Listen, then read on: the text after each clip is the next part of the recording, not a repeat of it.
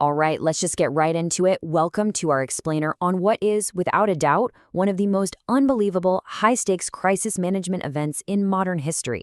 We're talking about the 2010 Chilean Mine Rescue. But we aren't just going to look at what happened down in the dark. We're going to examine this whole thing through a dual lens: the incredible, gritty survival story below ground and the absolute monumental leadership and media operation that was unfolding on the surface. Now, I want you to think about something for a second. How do you actually save 33 men trapped under an actual mountain of rock while the eyes of a billion people are glued to your every single move? Because this wasn't just a rescue, it was a literal race against starvation, structural collapse, and this entirely unprecedented global media spotlight. The whole story starts with this number right here, 33. Picture this. It's a Thursday afternoon deep inside the century-old San José copper and gold mine, and two groups of miners are hard at work. One group near the entrance manages to escape, but 33 men found themselves completely cut off after a deafening roar and a massive cave-in permanently sealed their fate. And then there's the depth. 700 meters. Just let that sink in. That is how far underground these guys were buried, completely trapped beneath the moon-like barren landscape of the Atacama Desert. Just to give you some context on that, they were entombed roughly 5 kilometers away from the mine's entrance through these twisting, winding tunnels. And if you think this was going to be a quick fix, think again. 69 days. For more than 2 months, these men would undergo a grueling, almost unimaginable test of human endurance, all while the surface teams were locked in this relentless crisis management thriller. Section 1. Collapse at San José. An estimated 135-meter rockfall that blinded the miners with thick dust for 6 hours, completely sealing them inside. Section 2. Below ground. A fight for democratic survival in total, absolute darkness. So down there in this 50-square-meter space, crew foreman Luis Orzua knew right away that panic was going to be their biggest enemy. Some of the younger miners were literally already throwing themselves on the ground in despair. So to maintain order and honestly just keep everyone sane, he immediately implemented a strict democracy. He later said, "We took a vote on everything. As long as we had 17, well, that was the majority." Because he knew if society broke down there, they were completely doomed. They only had a 2-day food supply. 2 days.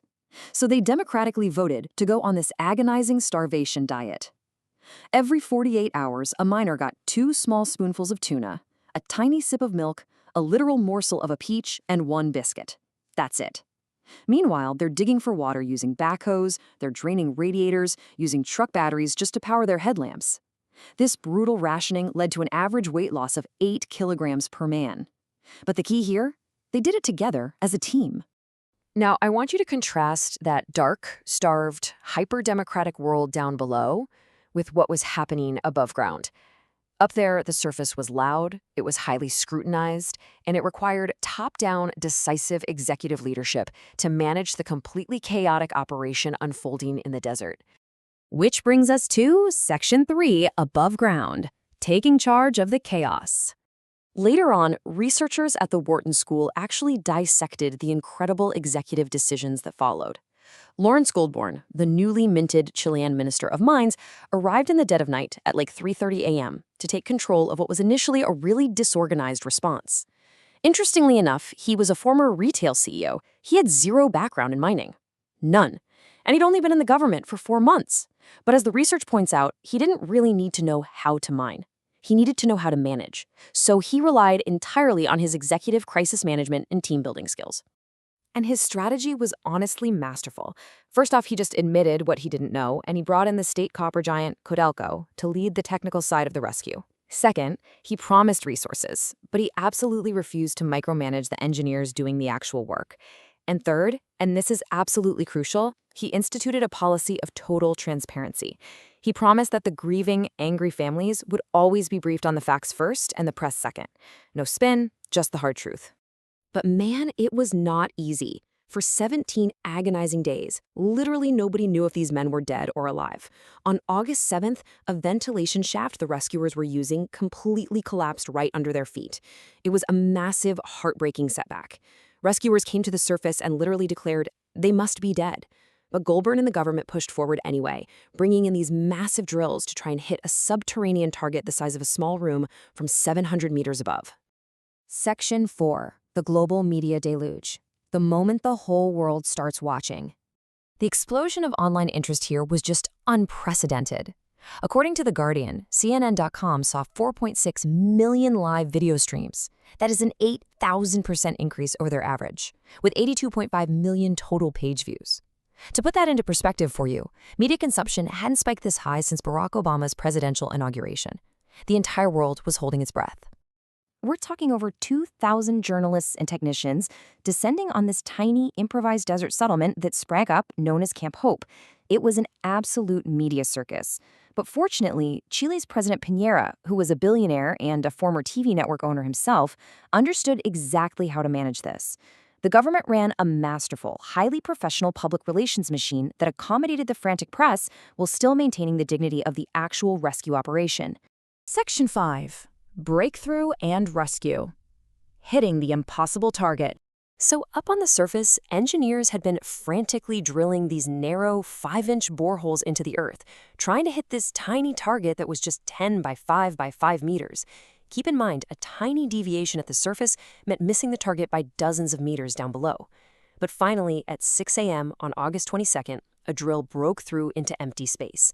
When they pulled the drill head back to the surface hours later, it carried this now iconic note, written in red capital letters, Estamos bien en el refugio los 33. We are fine in the shelter, the 33. Against all odds, every single man was alive. But you have to remember, finding them was really only half the battle. The lifeline operation began by dropping these tiny metal cylinders, they called them carrier pigeons, down that narrow borehole, packed with rehydration gels and letters from home. Then they sent down fiber optic cables for live video and even a water pipe. All of this is happening while massive, heavy-duty drills began the painstakingly slow process of carving out a rescue shaft actually wide enough to pull a human being through.